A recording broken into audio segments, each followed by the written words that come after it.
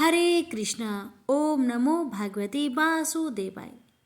प्यारे भक्तों, बैसाख महीने की शुक्ला पक्ष की एकादशी को मोहिनी एकादशी के नाम से जाना जाता है। इस साल मोहिनी एकादशी का व्रत 8 मई 2025 दिन गुरुवार को मनाई जाएगी। भक्तों, इस दिन भगवान विष्णु की पूजा की जाती है, विशेषकर मोहिनी अवतार की। प्यारे भक्तों, मोहिनी एकादशी का व्रत करने से व्यक्ति के सभी पाप नष्ट हो जाते हैं। इस दिन भगवान विष्णु के मोहिनी स्वरूप की पूजा की जाती है। समुद्र मंथन के बाद निकले अमृत को जब असुरों ने छीन लिया था, तब भगवान विष्णु ने मोहिनी रूप धारण किया था। उसी घटना को याद करते हुए मोहिनी एकादशी का व्रत किया जाता है। भक्तों, हर साल बैसाख महीने की शुक्ला पक्ष में मोहिनी एकादशी का व्रत रखा जाता है।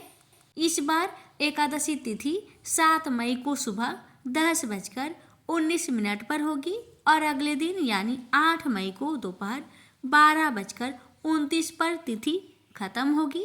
इस साल मोहिनी एकादशी व्रत 8 मई 2025 दिन गुरुवार को मनाई जाएगी। पारण किया जाएगा 9 मई 2025 को। व्रत पारण का शुभ मुहूर्त रहेगा सुबह 5:34 से सुबह 8:16 तक रहेगा। मोहिनी एकादशी व्रत पूजन विधि। सुबह जल्दी स्नान करें और साफ कपड़े धारण करें। श्री हरि के सामने व्रत का संकल्प लें। घर के मंदिर में भगवान विष्णु की प्रतिमा स्थापित करें। उन्हें पीले फूल, फल, धूप, दीप और नैवेद्य आदि चीजें अर्पित करें। भगवान विष्णु के मंत्रों का जाप करें। विष्णु सहस्त्रनाम, विष्णु स्तुति और मोहिनी एकादशी व्रत कथा का पाठ जरूर करें। भगवान विष्णु जी की आरती करें। व्रती रात्रि जागरण करें और भगवान विष्णु का भजन कीर्तन करें। अगले दिन द्वादशी तिथि को स्नान के बाद जरूरतमंदों को दान करें और फिर व्रत का पारण करें। अब आइए रसपान करते हैं मोहिनी एकादशी की व्रत कथा। कथा को बड़े ही श्रद्धा और प्रसन्नचित मन से पूरा अवश्य सुनेगा। समुद्र मंथन में जब अमृत कलश निकला था और उसे असुर देवताओं से छीनकर भागने लगे थे, तब भगवान विष्णु का मोहिनी अवतार हुआ था। देवताओं की रक्षा के लिए भगवान विष्णु ने मोहिनी स्वरूप धारण किया था। यह भगवान विष्णु का एकमात्र स्त्री स्वरूप माना जाता है। समुद्र मंथन से अमृत कलश निकलने पर उसे पहले पाने की लालसा असुरों में हुई। वे देवताओं से अमृत छीन कर ले गए। वे उसे पीकर अमर तत्व प्राप्त कर लेना चाहते थे। यदि ऐसा हो जाता तो फिर देवताओं के लिए संकट खड़ा हो जाता। अच्छाई पर बुराई हावी हो जाती। सत्य पर असत्य का प्रभाव बढ़ जाता। इस स्थिति से बचने के लिए भगवान विष्णु ने मोहिनी अवतार लिया। भगवान विष्णु का मोहिनी स्वरूप ऐसा था जिसे देखकर हर कोई मोहित हो जाता था। असुरों से अमृत कलश पुनः प्राप्त करने के लिए भगवान विष्णु मोहिनी स्वरूप में उनके पास आए। उनको देखकर सभी असुर उन पर मोहित हो गए। वे सभी अपना सुध बुध खो बैठे। तब भगवान विष्णु ने देवताओं और असुरों को बारी बारी से अमृत पान कराने के लिए राजी किया, जिस पर असुर सहमत हो गए और वे अमृत कलश भगवान विष्णु के मोहिनी स्वरूप को दे दिए। तब भगवान विष्णु ने सबसे पहले देवताओं को अमृत पान कराया।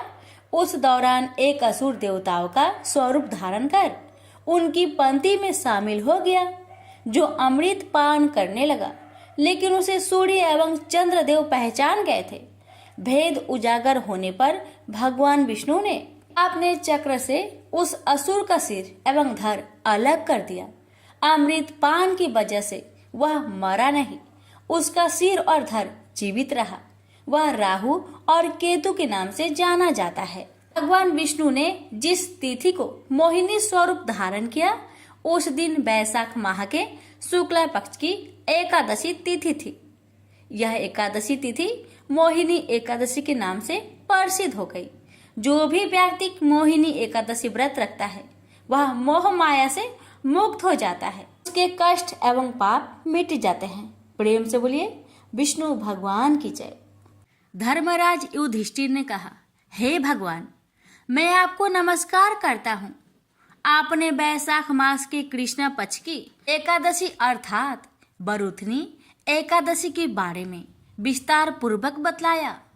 अब आप कृपा करके बैसाख शुक्ल एकादशी का क्या नाम है तथा उसकी कथा क्या है, इस व्रत की क्या विधि है, ये सब विस्तार पूर्वक बतलाए।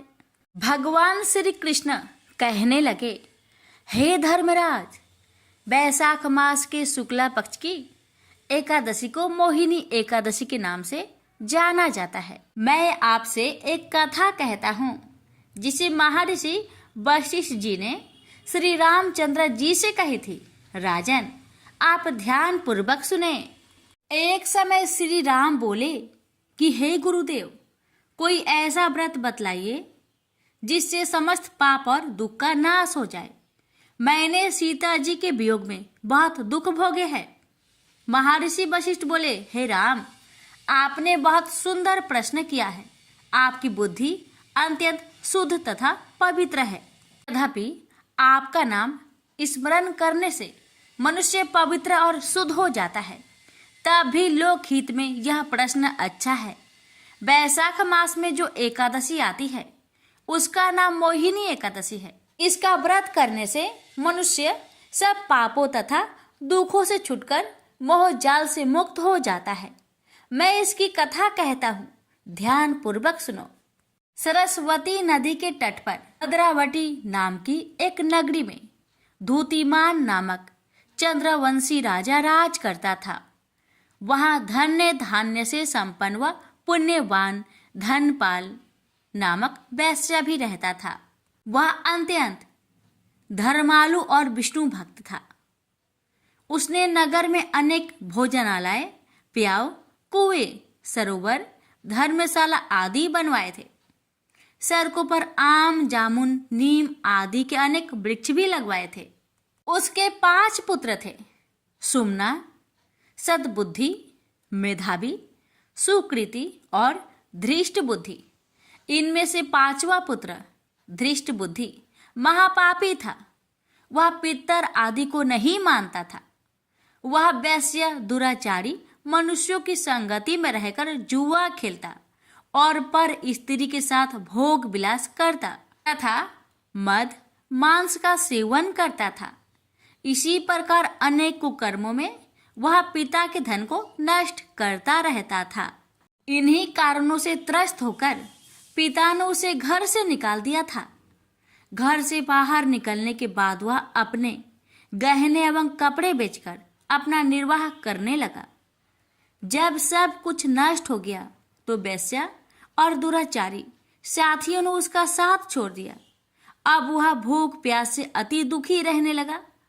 कोई सहारा ना देख चोरी करना सीख गया। एक बार वह पकड़ा गया तो वैश्य पुत्र जानकर चेतावनी देकर छोड़ दिया गया, मगर दूसरी बार फिर पकड़ में आ गया। इस बार उसे कारागार में डाल दिया गया। कारागार में उसे अत्यंत दुख दिए गए। बाद में राजा ने उसे नगरी से निकल जाने को कहा। वह नगरी से निकल वन में चला गया। वहां वन्य पशु पंछियों को मारकर खाने लगा। कुछ समय पश्चात वह बहेलिया बन गया और धनुष बाण लेकर पंछियों को मार मार कर खाने लगा। एक दिन भूख प्यास से व्यतीत होकर वह खाने की तलाश में घूमता हुआ कौंडिन्य ऋषि आश्रम में पहुंच गया। उस समय बैसाख मास था और ऋषि गंगा स्नान कर आ रहे थे। उनके भीगे वस्त्रों के छींटे उस पर पड़ने से उसे कुछ सद्बुद्धि प्राप्त हुई। वह कौंडिन्य मुनि से हाथ जोड़कर कहने लगा कि हे मुने, मैंने जीवन में बहुत पाप किए हैं। आप इन पापों से छूटने का कोई साधारण बिना धन का उपाय बतलाए। उसके दिन वचन सुनकर मुनि ने प्रसन्न होकर कहा कि तुम बैसाख शुक्ल की मोहिनी एकादशी का व्रत करो। इससे अनेक जन्मों के किए हुए मेरू पर्वत जैसे समस्त महापाप भी नष्ट हो जाते हैं। मुनि की वचन सुनकर वह अत्यंत प्रसन्न हुआ और उनके द्वारा बताई गई विधि के अनुसार व्रत किया। हे राम, इस व्रत के प्रभाव से उसके सब पाप नष्ट हो गए और अंत में वह गरुड़ पर बैठकर विष्णुलोक को गया। इस व्रत से मोह आदि सब नष्ट हो जाते हैं। संसार में इस व्रत से श्रेष्ठ कोई व्रत नहीं है। इसके महात्म्य को पढ़ने से अथवा सुनने से 1000 गौदान का फल प्राप्त होता है। प्रेम से बोलिए लक्ष्मी नारायण की जय। दक्षिण में गोदावरी के किनारे कनकावरी नाम की एक नगरी थी। वहां रामदास रहता था। वह जाति का चमार था, परंतु अत्यंत सरल हृदय का, सत्य और न्याय की कमाई खाने वाला और प्रभु का निरंतर चिंतन करने वाला भक्त था। रामदास की पतिव्रता स्त्री का नाम मूली था। दंपति में बड़ा प्रेम था। इनके एक छोटा लड़का था, वह भी माता पिता का परम भक्त था। तीनों प्राणियों के पेट भरने पर जो पैसे बचते उनसे रामदास अतिथि की सेवा और पीड़ितों के दुख दूर करने का प्रयास करता। वह समय समय पर भगवान नाम का संकीर्तन सुनने जाया करता। कीर्तन में सुनी हुई यह एक पंक्ति, हरि में जैसो तैसो बस तेरो, उसे बहुत प्यारी लगी और उसे कंठ स्थल हो गई। वह निरंतर इस पंक्ति को गुनगुनाता हुआ सारे काम किया करता। वह सचमुच अपने को भगवान का दास और आश्रित समझकर मन ही मन आनंद में भरा रहता। भगवान तो भाव के भूखे होते हैं। वह रामदास के ऐसे प्रेम को देखकर उसे अब अपनाना चाहते थे।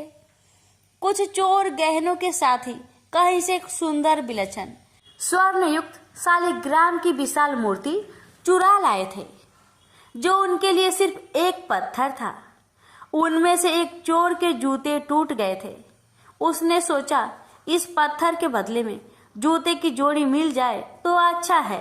भागवत प्रेरणा से शालिग्राम की मूर्ति को लेकर वह सीधा रामदास के घर पहुंचा और मूर्ति उसे देकर कहने लगा, अरे भाई देख, यह कैसा मजेदार पत्थर है, जरा अपने औजार को इस पर घिस तो सही, देख कैसे अच्छा काम देता है, पर इसके बदले में मुझे एक जोड़ी जूते देने पड़ेंगे।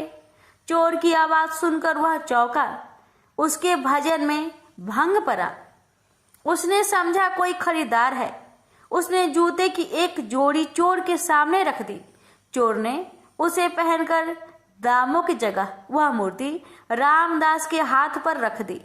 रामदास अभी तक अर्धचेतन आस्था में था। उसने मन तो बस प्रभु के विग्रह की ओर खींचा हुआ था, इसलिए पैसे लेने की बात याद ही नहीं रही। मूर्ति को उसने अपने सामने रख दिया और उसी पर औजार घिसने लगा। भगवान शालग्राम बनकर प्यारे भक्त के घर आ गए। एक दिन एक ब्राह्मण उस तरफ से निकले। शालिग्राम की ऐसी अनोखी मूर्ति चमार के पत्थर की जगह देखकर उन्हें बहुत दुख हुआ। उस समय रामदास उस गोल मूर्ति को पैरों के बीच में रखकर उस पर औजार घिस रहा था। ब्राह्मण ने विचार किया, भला बंदरों को हीरे की कीमत का क्या पता, यह चमार शालिग्राम को क्या पहचाने। उन्होंने मूर्ति खरीदने का विचार कर नजदीक जाकर उससे कहा, भाई आज मैं तुमसे एक चीज मांगता हूँ, तू मुझे देकर पुण्य लाभ कर। यह पत्थर मुझे बहुत सुंदर लगता है, मेरे नेत्र इससे हटाए नहीं हटते। रामदास जी ने ब्राह्मण के इस दीन भाव को देखकर वह पत्थर ब्राह्मण को दे दिया। पंडित जी इस दुर्लभ मूर्ति को पाकर बड़े प्रसन्न हुए। वे उसे घर लाए। उन्होंने कुएं के जल से स्नान किया, फिर पवित्र स्वच्छ वस्त्र पहनकर शालिग्राम भगवान को पंचामृत से स्नान करा। सिंहासन पर पधार कर षोडश उपचार से उनकी पूजा की। पंडित जी की पूजा तो बड़ी विधि से करते थे, परंतु उनके हृदय में दिव्य गुण नहीं थे। उसमें लोभ, ईर्ष्या, कामना, भोग वासना, इंद्रिय सुख की लालसा, क्रोध, बैर आदि दुर्गुण भरे थे। रामदास अशिक्षित था, परंतु उसका हृदय बड़ा ही पवित्र था। उनके मन में लोभ इच्छा, भोग इच्छा, क्रोध और बैर आदि का नाम निशान भी नहीं था। भगवान सालग्राम ने विचार किया, आहा, जब वह परम श्रद्धा वह भक्ति पूर्वक गीत गोविंद गाता हुआ मेरी मूर्ति पर जल छोड़कर अपना औजार घिसता था, उस समय मुझे ऐसा लगता था मानो कोई परम भक्त मेरा शरीर पोंछ रहा है। जब वह मेरा नाम संकीर्तन करता हुआ मूर्ति को पैर पर रखकर उस पर चमड़ा रखकर काटता था, तब मुझे ऐसा लगता मानो मेरे अंगों पर कोई भक्त चंदन कस्तूरी का लेप कर रहा है। अवश्य ही उसको मेरे यथार्थ स्वरूप का ज्ञान नहीं है, परंतु उसने अपनी सरल विशुद्ध निस्वार्थ भक्ति से मुझे बस में कर लिया। मैं जैसा विशुद्ध और निस्वार्थ भक्ति से बस होता हूँ, वैसा दूसरे किसी साधन से नहीं होता। ब्राह्मण की पूजा सच्ची नहीं है, वह मेरा भक्त नहीं है, वह तो अपनी कामनाओं का भक्त है। यह विचार कर भगवान सालिग्राम ने पुनः रामदास के घर जाने का निश्चय किया और रात को स्वप्न में ब्राह्मण से कहा, तू मुझे रामदास के घर पहुंचा दो। ब्राह्मण सुबह ही रामदास के घर सालिग्राम की मूर्ति को लेकर पहुंच गया और उसने रामदास से कहा, रामदास, ये कोई साधारण पत्थर नहीं है, ये तो साक्षात भगवान ही हैं, तीनों लोकों के स्वामी हैं। अब तू बहुत प्रेम से इनकी पूजा करना। ब्राह्मण के वचन सुनकर रामदास की आंखें में आंसू आ गए और वह प्रेम विह्वल हो गया और भगवान से प्रार्थना करने लगा, प्रभु, मैं अति दीनहीन अनजान दुर्जन पतित प्राणी हूँ। रात दिन चमड़ा घिसना ही मेरा काम है। मुझ में न सोच है न समझदार, मुझसे नीच जगत में और कौन होगा। ऐसे पतित पर भी प्रभु ने कृपा की। अब रामदास दिन और रात भगवान के प्रेम में कभी रोता और कभी हंसता तो कभी नाचता।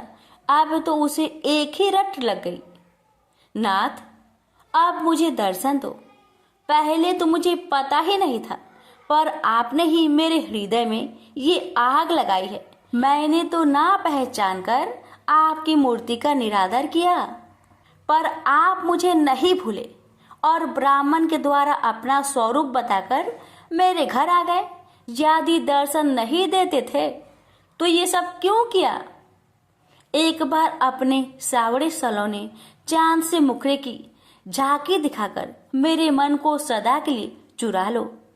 मेरे मोहन, करुणा की वर्षा कर दो इस कंगाल पर। एक बार दर्शन दो और मुझे तीर्थार्थ करो। भगवान भक्त वत्सल है, जो एकमात्र भगवान को ही अपना आश्रय मानकर उनसे प्रार्थना करता है तो उसकी प्रार्थना भगवान तत्काल सुनते हैं। उसके ऐसे दिव्य प्रेम को देखकर भगवान से रहा न गया। वे एक वृद्ध ब्राह्मण का रूप धरकर उसके घर आ गए। भगवान ने उसके घर आकर उसकी विरह वेदना को शांत नहीं किया, बल्कि उसकी विरह वेदना को पहले से भी और अधिक बढ़ा दिया और उससे कहा, अरे भाई, भगवान का दर्शन कोई मामूली बात थोड़ी ही है। बड़े बड़े देवता, योगी मुनि अंतकाल तक तप, ध्यान और समाधि करने पर भी जिनका दर्शन नहीं कर पाते, तो जैसे मनुष्य को उनके दर्शन कैसे हो सकते हैं? यह सुनकर रामदास की आंखों से झरझर आंसू बहने लगे। उसने कहा, हे देव, मैं क्या करूं? मुझसे रहा नहीं जाता और मेरा यह दृढ़ विश्वास है कि मेरे नाथ दीन बंधु हैं, दया के अपार सागर है। मुझे वे दर्शन देंगे और जरूर देंगे। पति कैसे ही रंग रूप का क्यों ना हो, पर पत्नी का पति में अटूट प्रेम होता है। ऐसे ही मैं अपने स्वामी के स्नेह को परख चुका हूँ। यूं कहते कहते रामदास का कंठ रुक गया। ऐसे दृढ़ विश्वास व अनन्य प्रेम को देखकर भगवान से बिल्कुल रहा न गया। वे अपने भक्त को अपने से मिलाकर एक करने के लिए छटपटाने लगे। अकस्मात अनंत कोटि सूर्यों का प्रकाश छा गया। रामदास की आंखें मूंद गई। उसने हृदय में देखा भगवान मनमोहन त्रिभंगी लाल मुस्कुराते हुए मधुर मधुर मुरली बजा रहे हैं और कह रहे हैं, आ मेरे पास आ, कैसा सुंदर रूप है। वह आनंद सागर में डूब गया। अचानक आंखें खुली, देखता है सामने भी प्रभु का वही दिव्य सच्चिदानंद घन विग्रह विराजमान है। रामदास के आनंद का परवार नहीं रहा। उसकी सारी व्याकुलता सदा के लिए मिट गई। भगवान ने उसे अपने में समा लिया और उसने प्रभु के दिव्य धाम में जाकर नित्य पार्षद का शरीर ग्रहण किया। प्रेम से बोलिए, हरे कृष्णा कृष्ण कृष्ण हरे हरे, हरे राम राम राम राम राम हरे हरे। एकादशी देवी की कथा। मोर नाम का एक दैत्य था। रावण और कंस की तरह वह भी बड़ा आतंक मचाता था। स्वर्ग में देवों सहित सभी को पीड़ा देता था। सब लोग उससे रक्षा मांगकर श्रीमन नारायण के शरण में गए। भगवान ने कहा, मैं उसे सहमलाता हूँ, चिंता मत करो। भगवान मोर के साथ युद्ध करने लगे, लेकिन अपनी सारी शारीरिक शक्ति लगाकर भी भगवान कुछ नहीं कर सके। भगवान को युद्ध के मैदान से पलायन करना पड़ा।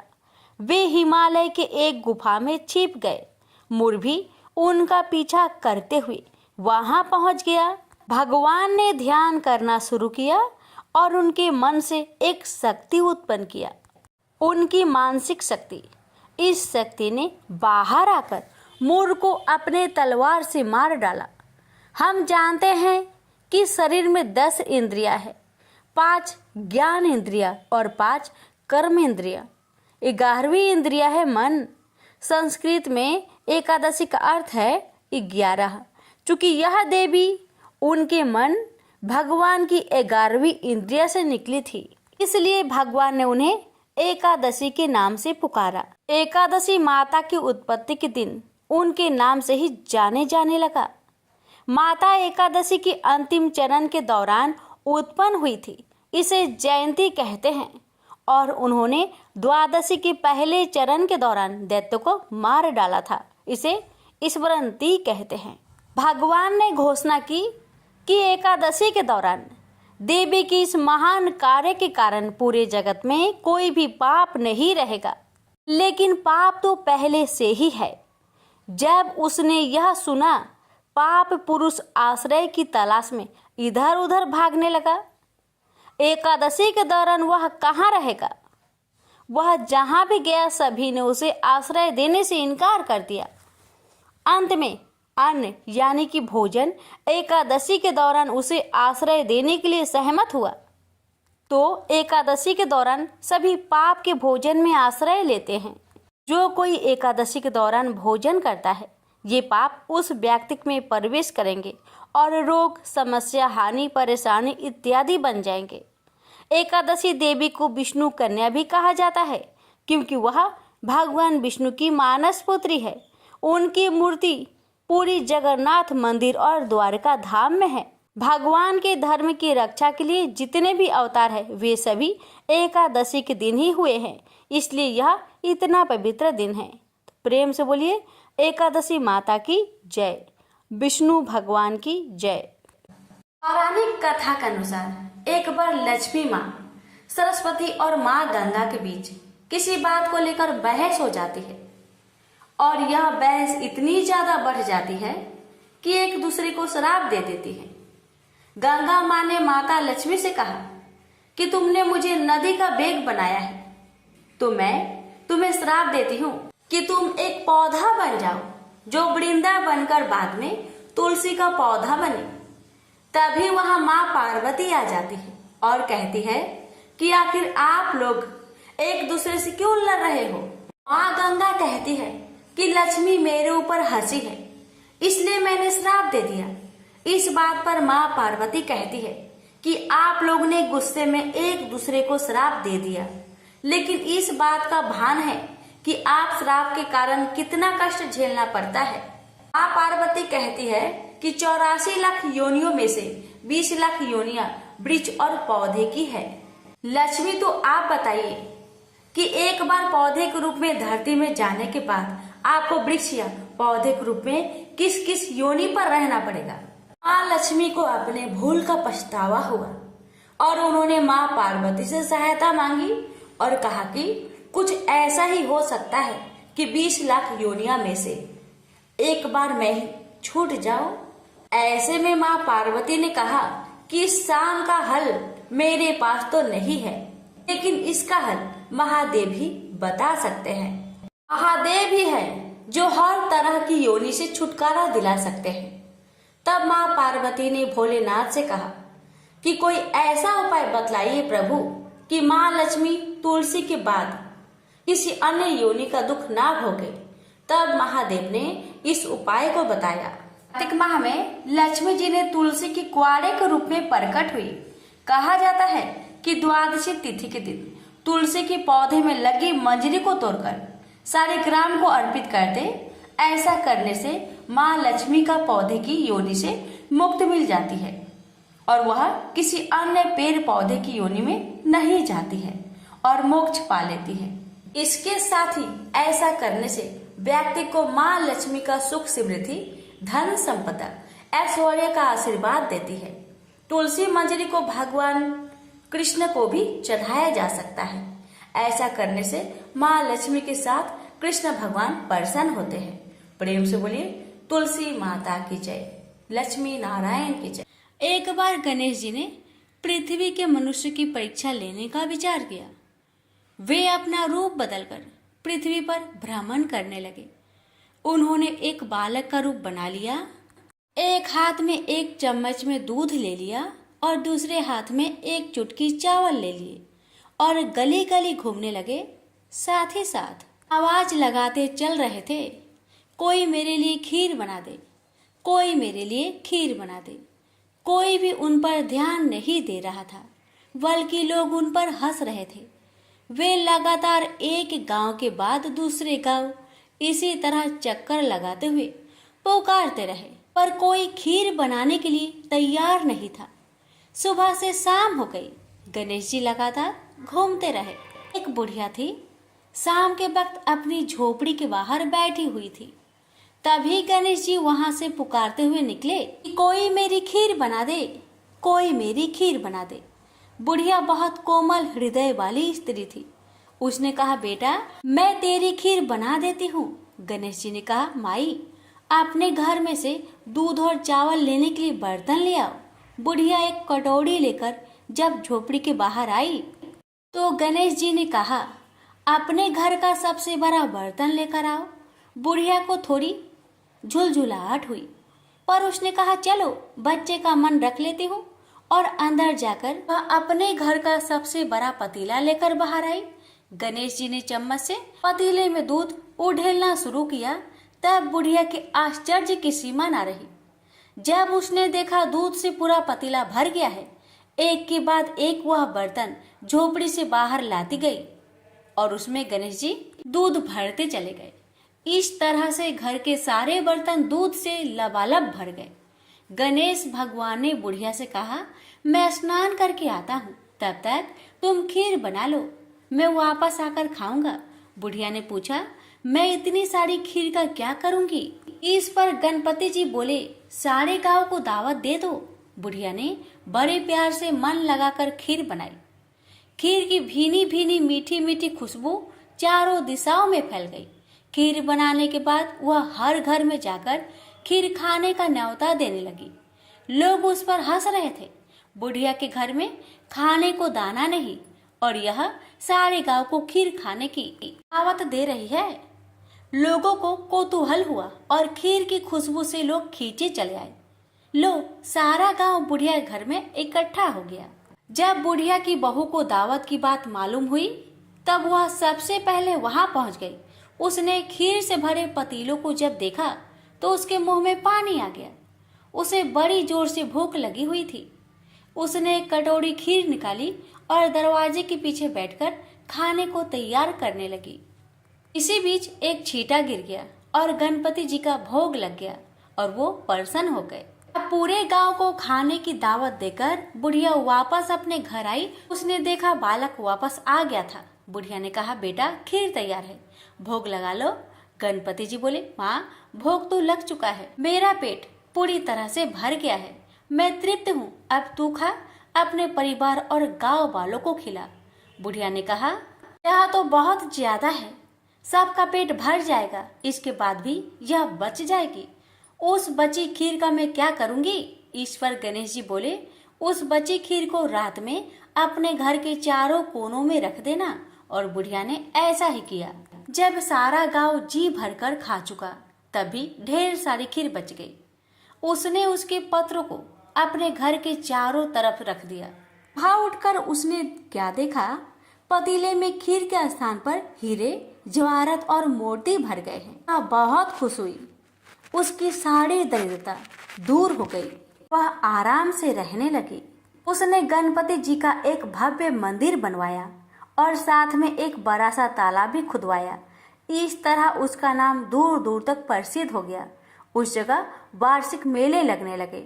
लोग गणेश जी की कृपा प्राप्त करने के लिए उस स्थान पर पूजा करने और मान्यताएं मानने के लिए आने लगे। गणेश जी सबकी मनोकामनाएं को पूरी करने लगे। प्रेम से बोलिए गणेश भगवान की जय। एक लपसी था, एक तपसी था। तपसी हमेशा भगवान की तपस्या में लीन रहता था। लपसी रोजाना 1.25 सेर की लापसी बनाकर भगवान का भोग लगाकर जीम लेता था। एक दिन दोनों लड़ने लगे। तपसी बोला, मैं रोज भगवान की तपस्या करता हूँ, इसलिए मैं बड़ा हूँ। लपसी बोला, मैं रोज भगवान को 1.25 सेर लापसी का भोग लगाता हूँ, इसलिए मैं बड़ा हूँ। नारद जी वहां से गुजर रहे थे। दोनों को लड़ता देखकर उनसे पूछा कि तुम क्यों लड़ रहे हो? तपसी ने खुद के बड़ा होने का कारण बताया और लपसी ने अपना कारण बताया। नारद जी बोले, तुम्हारा फैसला मैं कर दूंगा। दूसरे दिन लपसी और तपसी नहाकर अपनी रोज की भक्ति करने आए तो नारद जी ने छुपकर 1.25 करोड़ की एक एक अंगूठी दोनों के आगे रख दिए। तपसी की नजर जब अंगूठी पर पड़ी तो उसने चुपचाप अंगूठी उठाकर अपने नीचे दबा लिया। तपसी की नजर अंगूठी पर पड़ी लेकिन उसने ध्यान नहीं दिया। भगवान को भोग लगाकर लापसी खाने लगा। नारद जी सामने आए तो दोनों से पूछा कि कौन बड़ा है, तो नारद जी ने तपसी से खड़ा होने को कहा। वो खड़ा हुआ तो उसके नीचे दबी अंगूठी दिखाई पड़ी। नारद जी ने तपसी से कहा, तपस्या करने के बाद भी तुम्हारी चोरी करने की आदत नहीं गई, इसलिए लपसी बड़ा है और तुम्हें तुम्हारी तपस्या का कोई भी फल नहीं मिलेगा। तपसी शर्मिंदा होकर माफी मांगने लगा। उसने नारद जी से पूछा, मुझे मेरी तपस्या का फल कैसे मिलेगा? नारद जी ने कहा, यदि कोई गाय और कुत्ते की रोटी नहीं बनाएगा तो फल तुझे मिलेगा। यदि कोई ब्राह्मण को भोजन करवाकर दक्षिणा नहीं देगा तो वह फल तुझे मिलेगा। यदि कोई साड़ी के साथ ब्लाउज नहीं देगा तो फल तुझे मिलेगा। यदि कोई दिए से दिया जलाएगा तो फल तुझे मिलेगा। यदि कोई सारी कहानी सुने लेकिन तुम्हारी कहानी नहीं सुने तो फल तुझे मिलेगा। उसी दिन से हर व्रत कथा कहानी के साथ लपसी तपसी की कहानी भी सुनी और कही जाती है। प्रेम से बोलिए लक्ष्मी नारायण की जय।